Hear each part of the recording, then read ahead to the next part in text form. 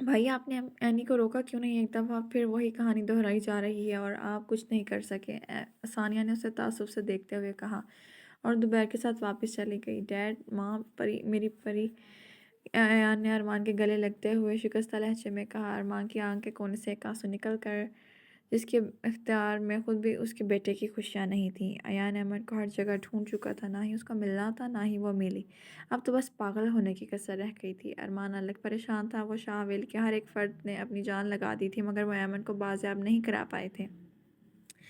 Any کا phone مسلسل بج رہا تھا۔ وہ اس دن کے گھر سے نکلی اب تک نہیں لوٹی تھی، نہ ہی اس نے کسی سے رابطہ کیا تھا، اور حیرت کی بات تو یہ تھی کہ علی کو بھی اس کے ٹھکانے کا نہیں پتہ تھا۔ اب بھی وہ سب تھکے ہارے ایمن کو ڈھونڈ کر آئے لاؤنج میں بیٹھے تھے۔ آج بھی ان کے ہاتھ صرف ناکامی ہی لگی تھی۔ ایان اپنے بالوں کو ہاتھوں کی مٹھیوں میں جکڑے بیٹھا تھا، پچھتاوے کے ناگ اس سے ڈس رہے تھے۔ ارمان نے اپنے بیٹے کی پریشان حالت دیکھ اس کے کندھے پر ہاتھ رکھ کر اسے تسلی دینا چاہی، جس پر ایان نے نم آنکھوں سے باپ کو دیکھا۔ اس سے پہلے کہ ارمان اسے کچھ کہتا، اس کا فون بج اٹھا۔ ان نون نمبر سے فون آتا دیکھ ارمان کو حیرت ہوئی، مگر حیرت کو پس پشت ٹال کر اس نے فون اٹھا لیا، مگر آگے سے جو سننے کو ملا، اس کے ہاتھ فون چھوٹ کر زمین پر گرا۔ کیا ہوا ڈیڈ، سب ٹھیک تو ہے نا؟ ارمان نے اپنے دل پر ہاتھ رکھ کر نیچے گرا فون دیکھا تو سب اس کے ارد گرد ارمان اپنے دل پر ہاتھ رکھ کر نیچے گرا تو سب اس کے ارد گرد پریشانی سے جمع ہو گئے۔ سب نے مل کر ارمان کو صفحے پر بٹھایا، جو اپنا سینہ مسل رہا تھا۔ ہوا کیا ہے ڈیڈ؟ کس کی کال تھی؟ کچھ تو بتائیں، ایان نے بے چینی سے پوچھا۔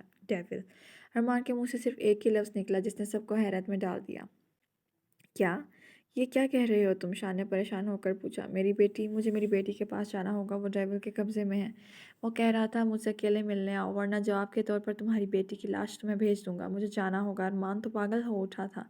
سب نے اس کے ساتھ جانے کے لیے اصرار کیا، مگر وہ سب کو چھوڑ کر اکیلا ہی لندن اسی رات کی فلائٹ سے جا پہنچا۔ شان بھی اس کے پیچھے ہی تھا، مگر اس نے یہ سب کچھ خفیہ رکھا تھا کہ کوئی اونچ نیچ نہ ہو جائے۔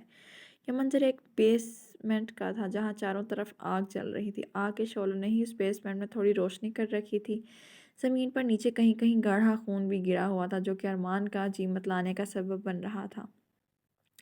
پاؤں کی چاپ کی آواز پر وہ چوکنا ہو گیا۔ ارمان نے قدموں کی آہٹ پر پلٹ کر دیکھا تو ششدر رہ گیا۔ تم؟ حیرت سے بس اس کے منہ سے یہی نکلا۔ آئیے، آپ کا انتظار تھا۔ ارمان بے یقینی سے سامنے کھڑے وجود کو دیکھ رہا تھا۔ کیا دشمنی ہے تمہاری میری بیٹی سے؟ ارمان نے غصے سے پوچھا۔ ہاں، میری دشمنی تمہاری بیٹی سے یا اس کی ماں سے نہیں، بلکہ تم سے ہے ارمان شاہ۔ ہسپتال کے کوریڈور میں موت کا سا سناٹا تھا۔ کیا ہوا ڈاکٹر؟ اندر موجود پیشنٹ کی حالت کیسی ہے؟ اینی بے تابی سے آگے بڑھی۔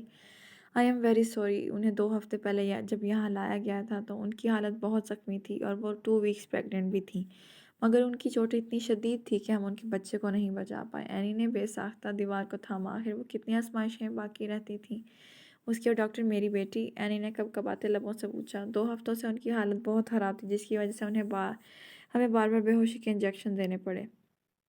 اب ان کے زخم تو منمل ہو چکے ہیں، مگر وہ جیسے ہی ہوش میں آئیں گی پھر سے اپنا آپا کھو بیٹھیں گی۔ ہمیں امید ہے کہ آپ انہیں سنبھال لیں گی۔ ڈاکٹر نے اسے تسلی دی اور چلی گئی، جبکہ اینی شکستہ قدموں سے اس کی طرف قدم بڑھانے لگی، جہاں ایک بار پھر وہ خود سے ملنے جا رہی تھی۔ Case number 16۔ Writer Ahmad Raza.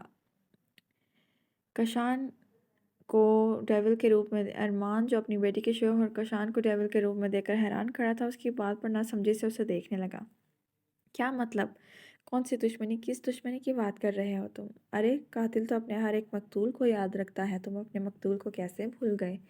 کس کی بات کر رہے ہو؟ مجھے کچھ سمجھ نہیں آ رہی، ارمان نے جھنجھلاتے ہوئے پوچھا۔ سائم درانی کی بات کر رہا ہوں میں، میرا باپ سائم درانی، جسے تم نے بے رحمی سے موت کی بھینٹ چڑھا دیا۔ کاشان نے تاک کے وار کیا۔ سائم؟ ارمان حیرت سے بڑبڑایا۔ تم سائم کے بیٹے ہو؟ ہاں، میں اسی بدقسمت باپ کا بیٹا ہوں، مگر فکر مت کرو، کیونکہ تم بھی کچھ دیر میں بدقسمت باپ ہی کہلاؤ گے۔ کیا بکواس کر رہے ہو؟ میں نے تمہارے باپ کو نہیں مارا۔ واہ ڈیول، واہ ماننا پڑے گا، منہ پر جھوٹ بولنے سے زبان کپکپاتی ہے اور ڈیول کے سامنے واہ ماننا پڑے گا لوگوں کی ڈیول کے سامنے جھوٹ بولنے پر زبان کپکپاتی ہے، اور ارمان شاہ دھڑلے سے میرے منہ پر جھوٹ بول رہا ہے۔ I like your spirit. میری بیٹی کو چھوڑ دو، اس کی کوئی غلطی نہیں، تم تو اس سے پیار کرتے تھے نا؟ ہاں ہاں ہاں۔ ارمان کی بات پر کاشان کا لگاتار قہقہے لگاتا گیا، جیسے کسی بچے کی نادانی پر ہنس رہا ہو۔ انابیہ، جو کاشان کو چھپتے چھپاتے ہوئے جاتا دیکھ رہی تھی، اس کا پیچھا کرنے لگی۔ اس کی حیرت کی انتہا نہ رہی جب اس نے کاشان کو ایسے मशकूक और खुफिया बेसमेंट में जाते हुए देखा। हैरत का पहाड़ तो तब उस पर टूटा जब उसने अरमान को भी वहाँ मौजूद पाया, और अरमान के मुंह से काशान के लिए डेविल का लक़ब सुनकर उसे उसके दिल को धचका लगा। तो क्या वो तब से अपने मुल्क के गद्दार के साथ रह रही थी? जिस मुजरिम को बाहर हर जगह तलाश रही थी, वो तो उसका अपना शोहर था। इस तल्ख़ हकीकत पर उसकी आंखें मिर्चियों से भरने लगीं।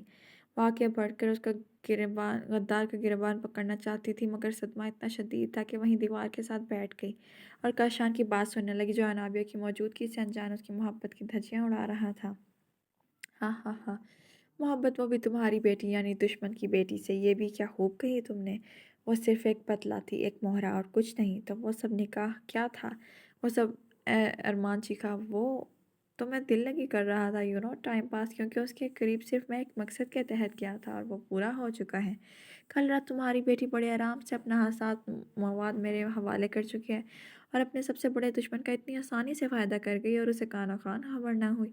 काशान ने अपने हाथ में मौजूद सीडी अरमान को दिखाते हुए कहा, अब पता है क्या, तुम्हारी बेटी गद्दारों में शुमार हो गई, और जब वह तुम्हारे सामने टूटेगी बिखरेगी तो उसको यूं तड़पता हुआ देखकर तुम कितना तड़पोगे, मुझे तो अभी से सोचकर मज़ा आ रहा है। अरमान उसको उस पर झपटा जिसने डेविल, तुम ऐसा नहीं कर सकते। अरमान उस पर झपटा जिसको डेविल ने झटके से दूर फेंका। इससे पहले कि अरमान गिरता, अनाबिया ने फ़ौरन से उसे थामा। अनाबिया को यहाँ देख झटका। बहुत खूब, क्या खूब सजा दी है मेरी मोहब्बत को तुमने। उसकी आंखों में कर्व देखकर शान के दिल को कुछ हुआ। उसने पहलू बदला। ऐसे ही तड़पाया था ना तूने मेरे बाप को, अब देख तेरी बेटी भी ऐसे ही तड़प रही है। उसने मुकाबिल को कहते हुए एक नज़र अनाबिया पे डाली, जो उसे अभी तक बेयकीन नज़रों से देख रही थी। क्या ना था उसकी आंखों में? मान टूटने का दुख, भरोसा टूटने की किरचियाँ, बेवफाई की तकलीफ़। उसने फ़ौरन नज़रें चुराईं, क्योंकि वो इन आंखों में ज़्यादा देर देख ही नहीं पाया। तूने मेरे बाप को तड़पा तड़पा कर मारा, मैंने तेरी बेटी को तड़पाया, जिससे ना ये जिंदों में रही ना मुर्दों में। तुझे अपनी बेटी की तकलीफ़ें खुलते देख बहुत सुकून मिल रहा है, मगर क्या करूं, अपने बाप का बदला भी तो लेना है। चल कलमा पढ़ ले, अब तेरे ऊपर पहुंचने का टाइम आ गया है। उसने सफाकी से कहते हुए गन लोड की, बगैर ये देखे कि उसकी बीवी की आंखों में नफरत की चिंगारियां भड़क उठी हैं। उसने आओ देखा ना ताओ सीधा फायर कर दिया। इससे पहले कि गोली अरमान का सीना चीरती, अनाबिया ने बिजली की सी तेज़ी से उसके हाथ से सीढ़ी छीनी और अरमान को धक्का देते हुए आगे आ गई। ये सब लम्हों में हुआ था, जिसकी किसी को खबर ना हुई थी। चौंके तो वो सब तब जब अनाबिया लड़खड़ा कर नीचे गिरी। उसने एक हाथ ऐन अपने सीने के बीच रखा, जहाँ तेजी से खून पानी की तरह बह रहा था। डेविल, उसका बाप तड़क कर उसकी तरफ बढ़ा था। उसने डेविल की आंखों में खून रंग आंखें डालते हुए अपना खून आलूद हाथ में पकड़ी हुई सीढ़ी आग में झोंक दी। इस सब के लिए ही तुमने मुझे धोखा दिया था ना? अनाबिया ने आंसू बहाती आंखों से पूछा। उसकी आवाज़ में इतना दर्द था कि उसके शोहर को अपना सीना छलनी होता हुआ महसूस हुआ। मेरा अंजाम होना भी यही चाहिए था। जिसने अपनी माँ का दिल दुखाया, खुशियाँ तो फिर मुझे भी नहीं मिलनी थी। प्लीज़ मॉम से कहिएगा कि मुझे जैसी गुनहगार बेटी को माफ़ कर दें। अनाबिया ने अटक अटक कर अरमान से कहा, काश मैं उनसे खुद अपने हर लफ्ज़ की माफ़ी मांग पाती। तुम्हें तुम्हारी हार मुबारक हो। उसने ज़ख्मी मुस्कुराहट से काशान को कहा और होशो खिर से बेगाना होती चली गई। सब यानी शान, उसकी टीम और अरमान उसकी तरफ लपके, जबकि उसके शोहर के बेजान हाथों से पिस्टल नीचे गिरी और वो खुद भी ज़्यादा देर तक खड़ा ना रह पाया और लड़खड़ा कर नीचे गिर गया।